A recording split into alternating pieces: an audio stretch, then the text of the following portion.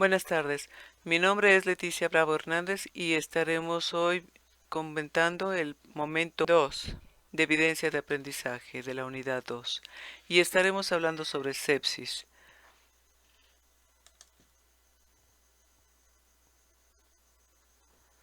¿Qué es la sepsis? Se define como una infección sospechada o documentada clínica y o microbiológicamente con uno o más de los criterios de síndrome de respuesta inflamatoria sistémica. Las manifestaciones de la sepsis son el resultado de una excesiva respuesta del huésped a agentes infecciosos no controlados por inhibidores naturales. ¿Qué es el síndrome de respuesta inflamatoria sistémica? La inflamación localizada es una respuesta fisiológica de protección estrechamente controlada por el organismo en el lugar de la lesión. La pérdida de este control local o la presencia de una respuesta superactivada condiciona una respuesta sistémica que se identifica clínicamente como síndrome de respuesta inflamatoria sistémica y se caracteriza por ser una reacción proinflamatoria anormal y generalizada que se presenta en órganos a distancia de la agresión inicial.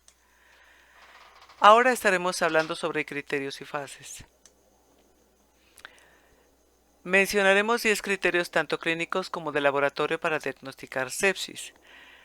Estaremos mencionando frecuencia cardíaca más de 90, alteración del estado mental, edema significativo, balance hídrico positivo, que es más del 20 mililitros por kilogramo en 24 horas, hiperglucemia, que es la glucosa en sangre más de 120 de miligramos por decilitros en ausencia de diabetes, los leucocitos mayores a 12.000 o menores a 4.000. Número de leucocitos normal con más de 10% de formas inmaduras. Proteínas C reactiva mayor de 2 veces el valor normal y procalcitonina mayor 2 veces el valor normal. La temperatura mayor a 38 grados centígrados o menor a 36 grados centígrados. Y por último, la saturación de sangre venosa mixta de SbO2 mayor de 70%. Mencionaremos las dos fases del estrés metabólico en la sepsis y en qué consiste cada una. La fase EBB, que es también denominada como fase de hipometabolismo o choque, se caracteriza primordialmente por hipovolemia, hipotensión, hipoxia tisular e hipometabolismo, y consiste en choque, caída de la perfusión tisular, velocidad metabólica disminuida y el VO2 disminuido, hipotensión, hiponatremia. La otra fase, que es la fase flow, reconocida esta como la fase de hipermetabolismo, se desarrolla en el periodo posreanimación, luego de alcanzar la estabilidad hemodinámica y la correcta saturación tisular de oxígeno.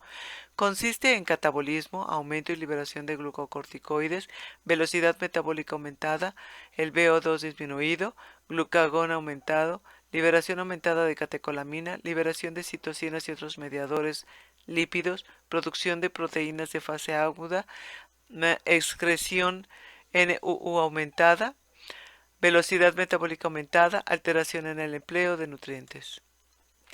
Ahora estaremos hablando sobre los cambios fisiopatológicos de la sepsis.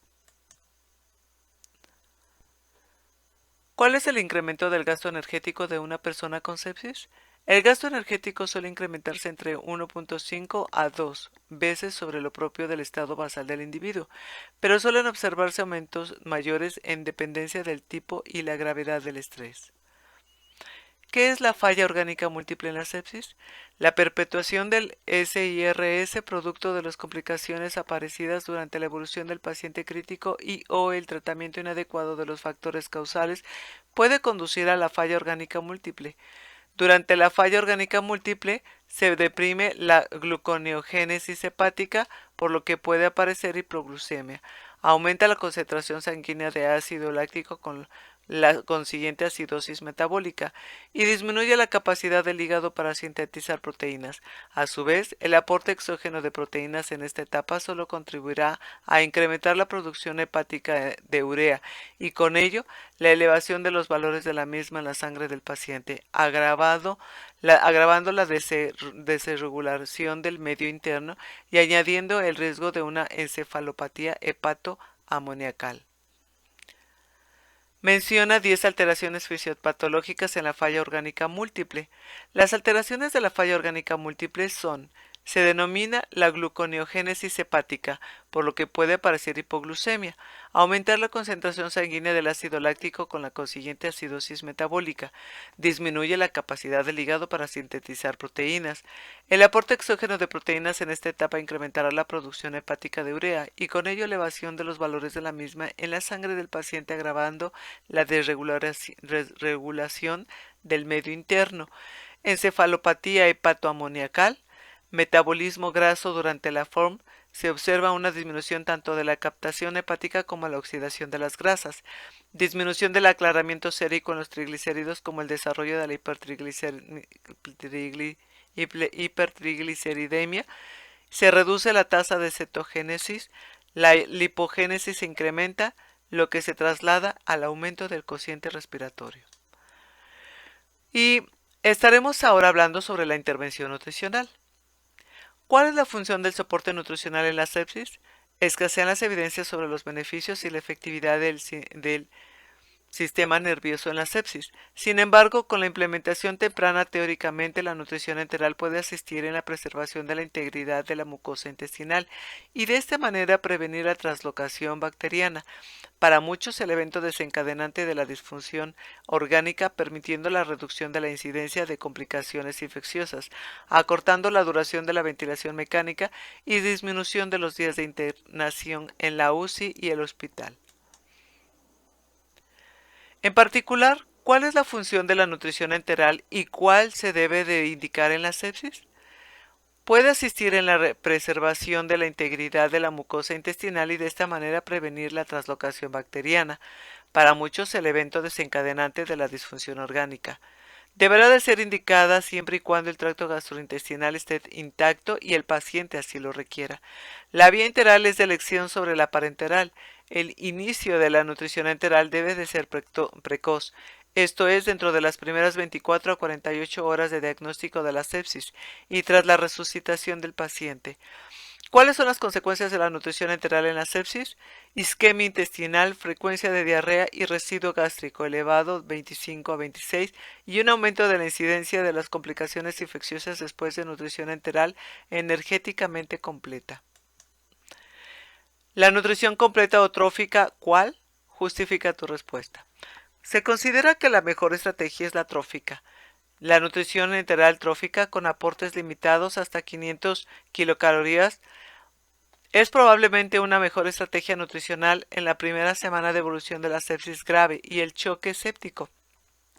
Se ha de señalar que las estrategias descritas de subnutrición y nutrición trófica no excluyen el avance en las metas energéticas según se compruebe la tolerancia del paciente. Es por esto que de esta manera se ha decidido que lo mejor es el tipo de alimentación, ya que se busca que el paciente de una manera pronta pero también cuidadosa pueda llegar a recuperar todos los nutrientes de la mejor manera, a fin de que pueda recuperarse y pueda sentirse cada vez mejor. ¿Cuál es la función de la nutrición parenteral? ¿Es recomendable? La nutrición parenteral sí es recomendable porque lo que busca es que la estancia del paciente sea mejor, tenga un acortamiento de la duración de la ventilación mecánica y disminución de los días de internación en la UCI, y se recomienda cuando la vía intestinal no es viable,